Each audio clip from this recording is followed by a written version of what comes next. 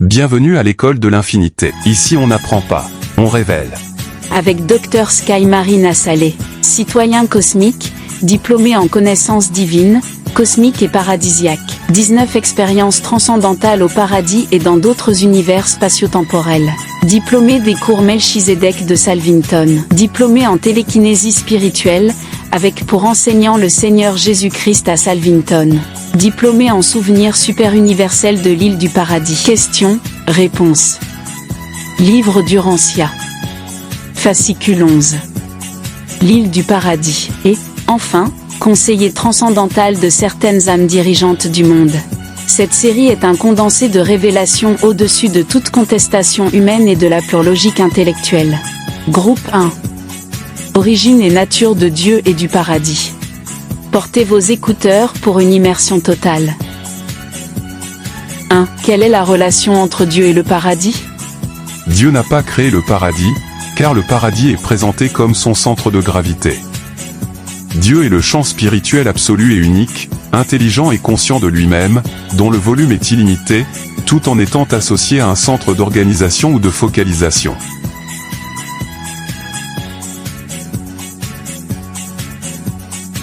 Pourquoi dépeindre Dieu en termes de volume ?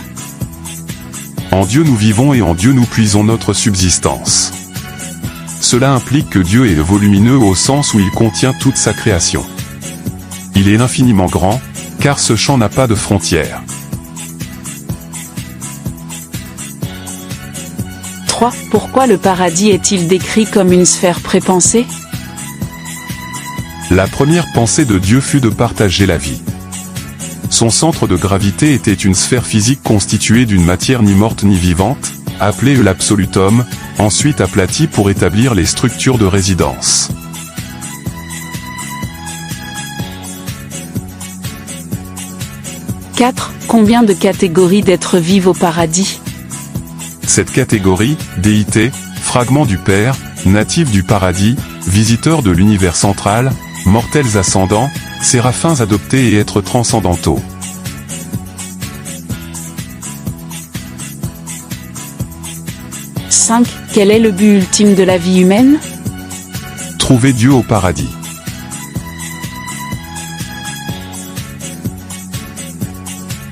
Groupe 2. Structure générale du paradis.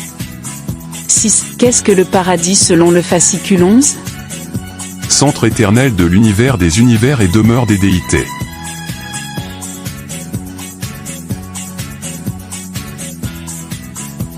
« 7. Le paradis a-t-il un commencement ? Non, il est éternel et sans origine connue.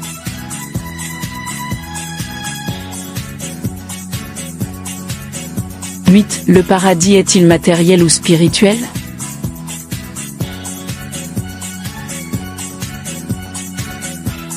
Il transcende ces deux aspects. Il est à la fois d'ordre physique et une demeure spirituelle.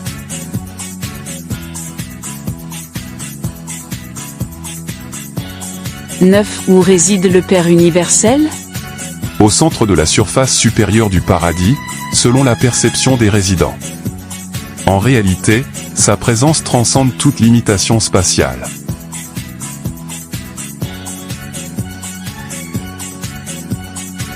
10. Le paradis est-il sphérique ? Non, il est ellipsoïde.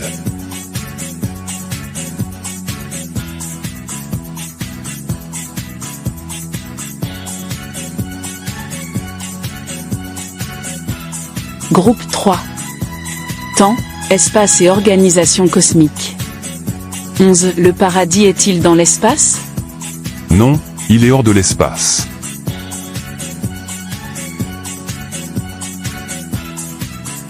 12. Le temps existe-t-il sur le paradis ? Non, pas sous la forme connue dans l'univers matériel.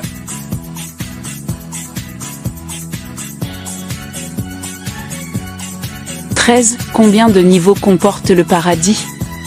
3 niveaux, au paradis, paradis périphérique et bas paradis.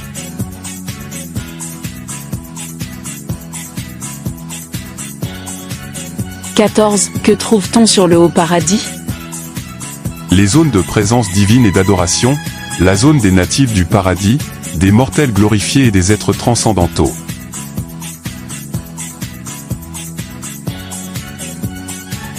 15. Qu'est-ce que la sphère très sainte ? La zone entourant immédiatement la présence des déités, entièrement dédiée à l'adoration et aux activités spirituelles suprêmes.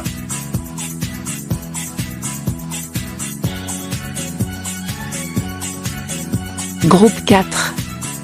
Fonction et dynamique cosmique. 16. À quoi sert le paradis périphérique ?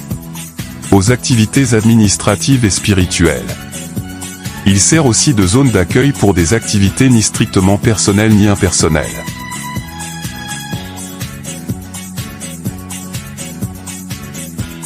« 17. Le bas paradis contient-il des êtres ?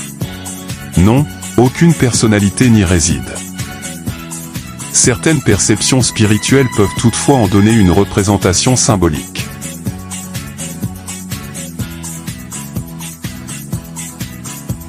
18. D'où vient la force cosmique ?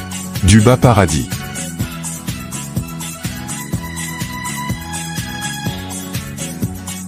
« 19. Expliquer le cycle d'expansion et de contraction de l'espace universel.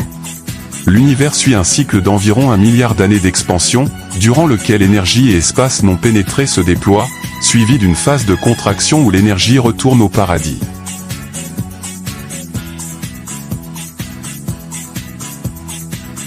20. Le paradis bouge-t-il ? Non, il est immobile. Cette stabilité résulte d'un équilibre entre influences opposées provenant du haut paradis et du bas paradis.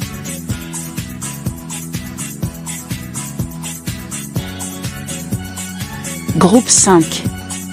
Gravité, énergie et structure de la réalité. 21. Le paradis a-t-il une gravité ? Oui, une gravité absolue centrale.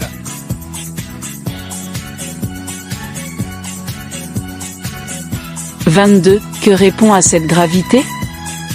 Toute matière, énergie et réalité cosmique.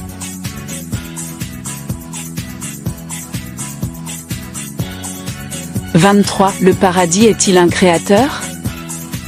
Non, il est centre et modèle d'organisation cosmique, pas créateur personnel.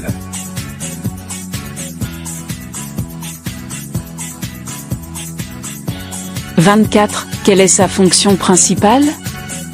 Être le centre de référence absolu de toute la création.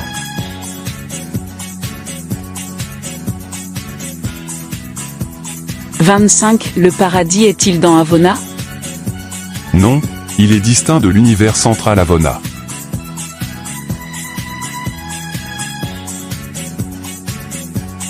6.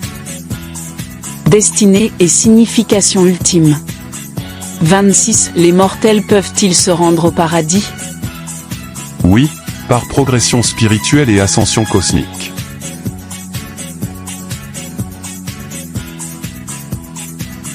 27. Pourquoi le paradis est-il unique ? Parce qu'il est sans origine, sans copie et centre absolu de la réalité.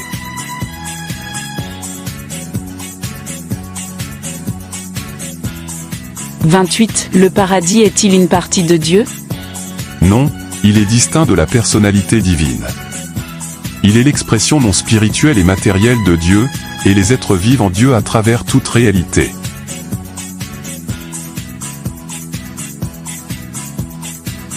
29. Quelle est sa relation avec la création ? Il est le centre absolu d'organisation et de stabilisation de la création cosmique.